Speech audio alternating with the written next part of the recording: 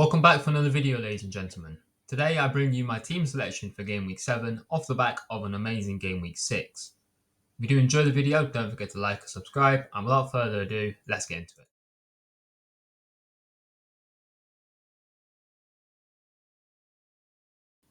Last week was an amazing week, to say the least.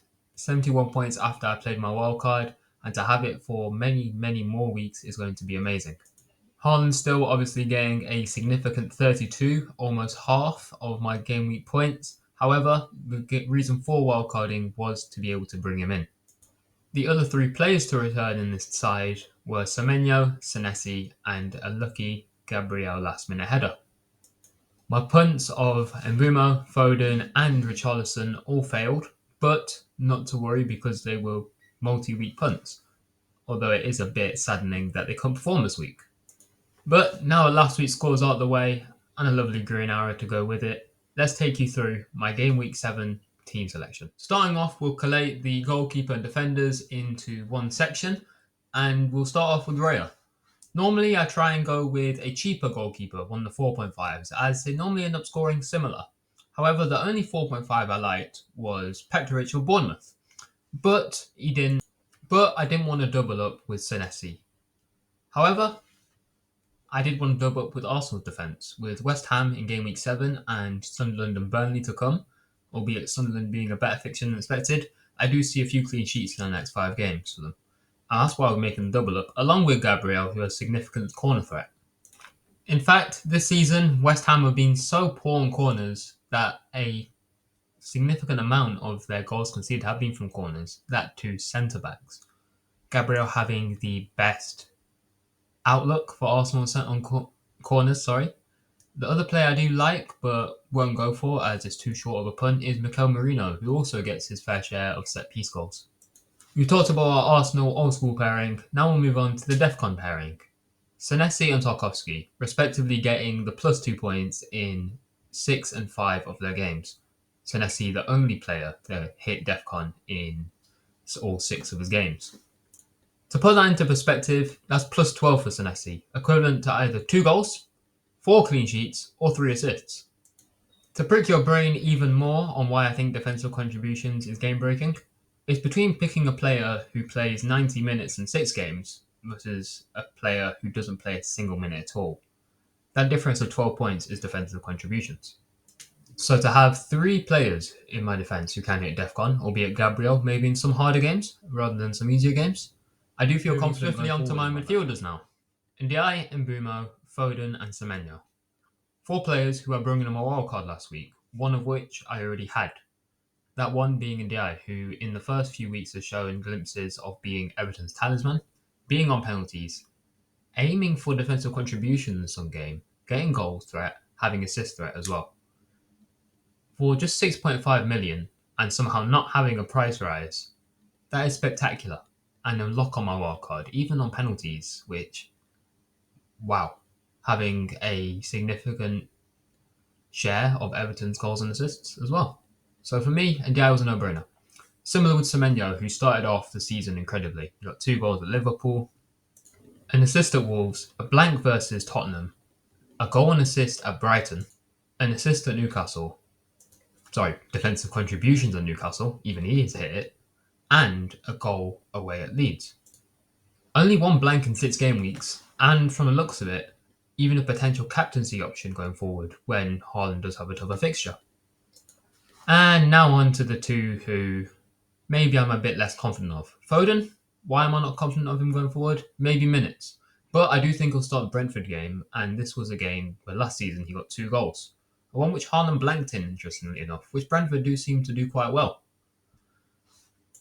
But without waffling on too much, here's what I'll leave you with. Foden has become a bit more of a creative hub in City's attack. He was a bit unlucky not to get on the score sheet last week when a rebound off the goalkeeper went to Esteve, who was just in front of Foden, and Esteve got an own goal.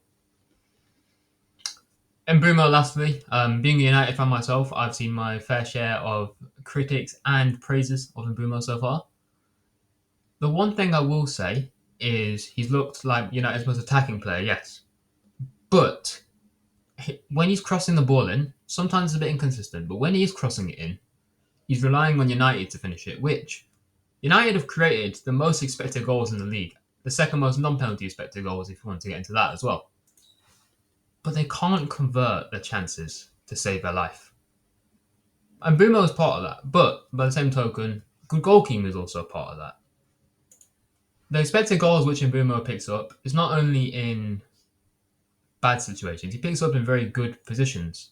He's getting himself into great positions. He's trying to find the back of the net.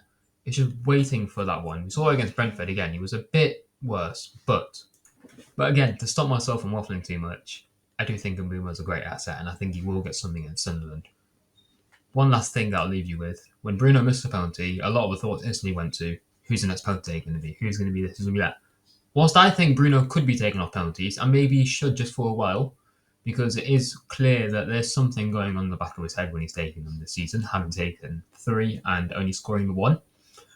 Bruno will remain on penalties. That's how it is. I mean, I'd see it as extremely unlikely, not impossible, that United get another penalty, as each game was in its own right, independent.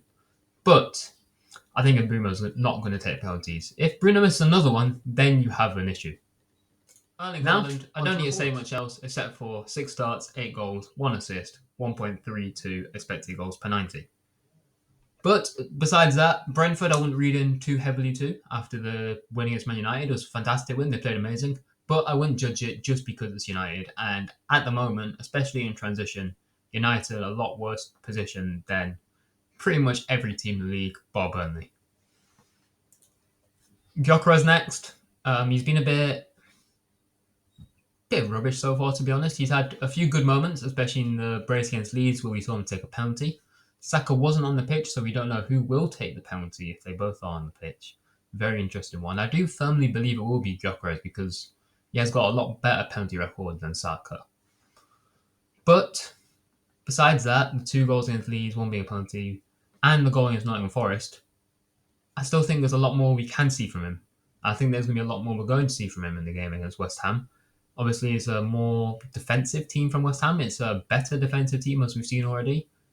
But I think Arsenal will do their bit and probably give West Ham maybe a bit more of a battering than expected now under Nuno. I think Gyökeres will be able to use the strength of running across the channels, using his strength to get past the defenders because, once again, it is a weaker side than the side that Nuno was used to using at Forest. Instead of Murillo and Milenkovic, you've got Kilman and Mavropanos. So yeah, I think Gyökeres will be fine. I think I'm going to have him for long term anyway, unless I do drastically need to get to Salah. And finally, Richarlison. Against Leeds, I mean, I was expecting a lot more against Wolves than Tottenham to crash out and have to take a 1-1 draw. But we are where we are. And I think against Leeds still, I've bought him still for a good 2-3 week punt. Villa have got better as well, so that's a bit annoying. But if João Pedro looks a bit better on this game week, I'll get him for game week 8, especially if he doesn't go with the Brazil national team. As we know, South American players have always had a hard time adjusting on the way back. But yeah, that's my team. That's the players I've got. The 3 punts, as I said, Mbeumo, Foden and Richarlison. Still think they've got plenty more in the tank if need be. And Mbeumo can even be a long-term punt, as I'm sure he'll average good numbers across the season. You will be noticing, though, there is a bench in the bottom left corner. Before we get started, I want to ask you to just ignore the vice captain briefly. I've got it on Gabriel at the moment, but realistically, it could be on Gabriel, it could be on Semenyo, it could be on Gyökeres. The captain on Erling Haaland, I'm pretty sure it feels like a no-brainer to just permanently have it on Haaland. But moving on to what you're here for, the bench. The bench that will be bench boosted next week. I see some benches with teams with similar bench boosting this week. I think it's got a much better bench next week, given the players I would and wouldn't bench. The plan for that will be to, if I want to get João Pedro, I'll use Tarkowski as my fundraiser for it.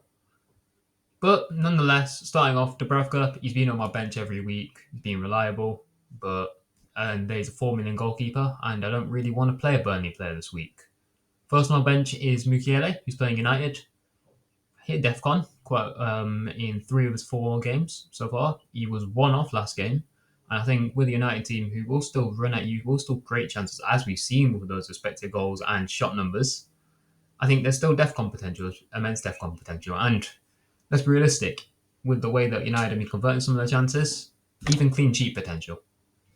Which is why I'm tempted to maybe start him ahead of Tarkowski, but I think Tarkowski being a nailed on defender for DEFCON is a lot better. Still making that decision though. Anderson, another DEFCON beast. He hit it again on the weekend, but as Fulham lost 3-1 to Villa. He's a really tricky one because he's playing Bournemouth, but he's a really tricky one to start because he is very good. He's very reliable. And I think when he is relied upon, when especially I don't have Tarkowski anymore, probably instead of Juve I do want a bit more of a assist threat player. I want the old feeling of FPL maybe a bit more. But Juve brings out 4 assists in 6 game weeks. And they rotate quite well when needed to. So, bit of food for thought again. And the 5-minute midfielder I've gone for is Statch. Maybe if I had picked again, I might have picked Xhaka, who's got a mix of defensive contributions and the sustained floor to go along with it as well, with the assists and the set piece threat. But Statch has shown time and time again the ceiling he's got. And with the game against Burnley especially, I think there's a really targetable fixture there for bench boost. So that's my team for game week 7. You can let me know any dilemmas and your teams down below in the comments, and I will try and reply to as many as I can. The truth is, I've enjoyed this, making a video again. I know it's been a while since you've probably seen me, and hopefully it won't be that same while since you see me next time. So, if you do enjoy the video, like, subscribe, turn notifications on so you'll be reminded for my next upload. Peace.